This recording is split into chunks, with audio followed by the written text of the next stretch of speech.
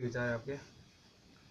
पुस्तक तो पुस्तक है, ज्ञान के सारे रास्ते दरवाजे पुस्तक के द्वारा ही होते हैं। तो इसके बारे में तो जो कुछ भी कहिए सब कम ही है कि अल्टीमेटली ह्यूमन बीइंग जो मानव जाति है और तमाम और जो जातियां हैं, मतलब स्पेसीज के सेंस में हम कह रहे हैं, उनमें और हमें फ़र्क तो यही है कि हमारे पास कम्युनिकेट करने के लिए साधन है, बोल के कम्युनिकेट कर सकते हैं, लिख के कर सकते हैं और आने वाली पीढ़ी को हम ट्रांसफ़र करते हैं पूरा। तो इस दृष्टिकोण से पुस्तक क्या है? पुस्तक अपने आप में कोई कागज़ का टुकड़ा नहीं है, वो पूरा ज्ञान, समग्र ज्ञान उस समेटे हुए है। तो इसलिए पुस्तक का क्या महत्व है ये तो सर्वविदित है, जग जाहिर है। और अगर शायद पुस्तकें न हों और उनके द्वारा ज्ञान का संप्रेषण न हो तो हम लोग शायद आदिम युग में रहने को ही अभिशप्त रहेंगे। इसलिए पुस्तकें जो हैं अनमोल हैं, अनमोल हैं। उसका और कोई हमारे पास अभी फिलहाल विकल्प नहीं है।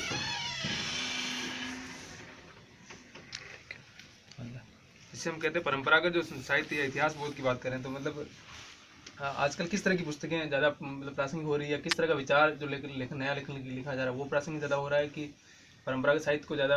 देखिए, ज्ञान का जो विमर्श होता है और सत्ता का जो विमर्श होता है, दोनों अलग अलग नहीं होता है। दोनों के साथ एक खास तरह का संबंध होता है। तो खासकर पिछले 2 दशकों में पूंजीवाद का जैसे जैसे विस्तार हो रहा है, मार्केट का जैसे जैसे विस्तार हो रहा है, लोगों के समझ में आम तौर पर से ये आता है कि जो doctor, medical engineer, computer professional बनेगा वही शिक्षित है, काबिल है, और उसके अलावा सारे तो इसी व्यर्थ है। आम धारणा इस तरह की है।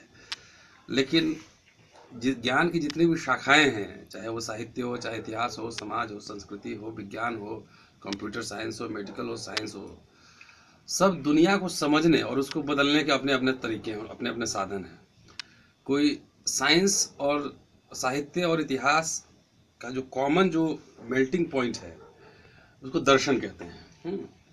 तो सब अगर आप देखेंगे एक शब्दों में, अगर आप सारे जो ज्ञान के जो विमर्श के जो पूरे जो जो जो स्रोत हैं, चाहे विज्ञान हो चाहे कुछ भी हो, तो एक लाइन में अगर समेटेंगे तो क्या समेटेंगे? वो यही समेटेंगे ना कि ये दुनिया को हम उससे समझते हैं और दुनिया को बदलने का प्रयास करते हैं।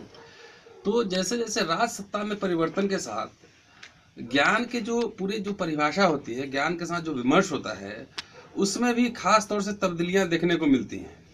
खासकर भारत के संदर्भ में अगर देखेंगे तो अभी जो राज सत्ता का परिवर्तन हुआ है और जिस तरह के विमर्श को जन्म दिया जा रहा है, हिंदू राष्ट्र और तमाम तरह के इश्यूज को जो उभारा जा रहा है कि एक अलग तरीके से इतिहास लिखने की ज़रूरत है, लोग इस तरह की बात कर रहे हैं, तो इतिहास तो इतिहासकार ही लिखेगा। अगर जो आस्था पर टिका हुआ इतिहास लिखा जाएगा तो फिर वो इतिहास नहीं होगा, वो एक ऐसा साहित्य होगा कि जो अवैज्ञानिक तथ्यों पे और तर्कों पे आधारित होगा।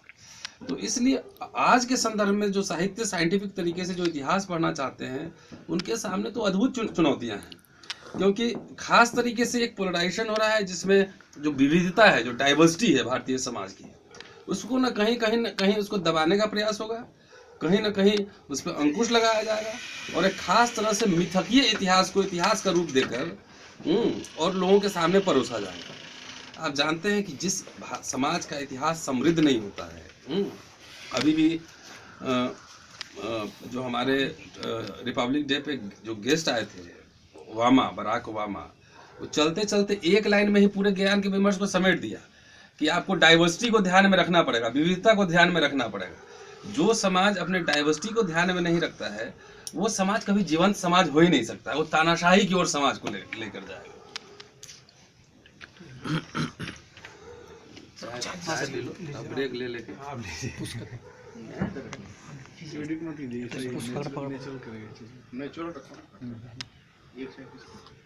क्या कुछ पॉइंट्स पुस्तक मेला है इसके बारे में, इसमें जो जिस तरह का मतलब पुस्तकें आ रही है उसमें आप इसको किस तरह से देखते हैं? इसमें क्या परिवर्तन होना चाहिए, किस तरह की पुस्तकें आनी चाहिए और किस इसको मतलब पूरे वैश्विक स्तर पर किस तरह के देशों के साथ संपर्क इसका बढ़ना चाहिए और किस तरह का साहित्य, किस तरह का इतिहास की किताबें या पुस्तकें, दर्शन शास्त्र की पुस्तकें आनी चाहिए इसमें?